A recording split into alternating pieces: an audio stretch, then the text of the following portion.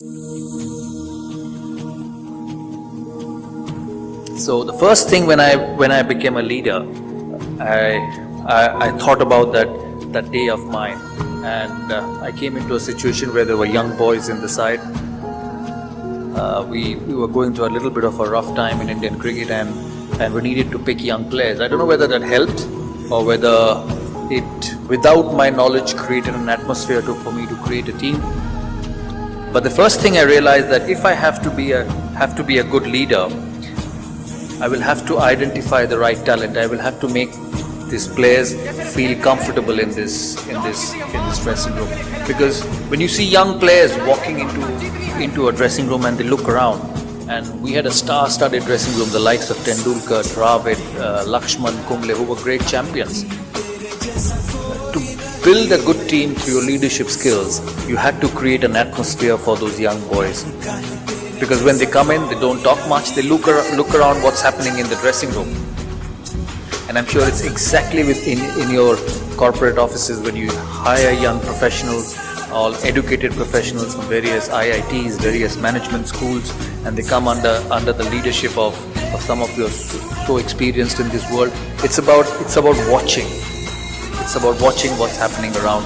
And if that part of your system is not good, you will never create a good team. That's the biggest fear all professionals have, whether it's a sportsman, whether it's a corporate professional.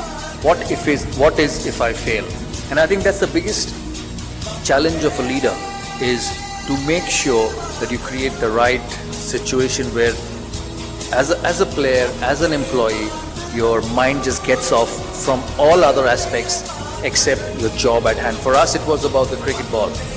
As a batsman, when you walked out to bat in the middle, once you crossed that rope, it was about the red cherry or the white cricket ball, whichever you played. So for me, the most important thing was when I picked a young guy, I took the fear of failure about him. It was about telling him that, listen, I will give you 4 games, 5 games, and it's not going to be decided overnight, but you have to give me performance after 4 or 5 games. He should not think about what's the captain thinking.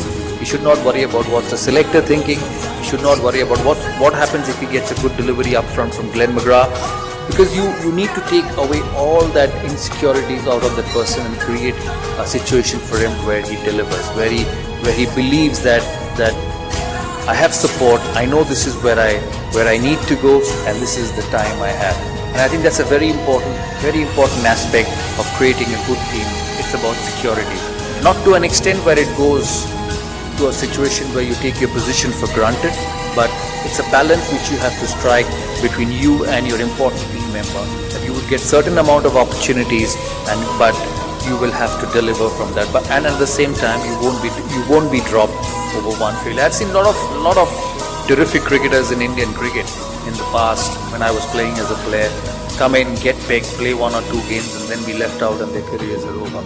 I think that's a huge area where we all as leaders need to work on.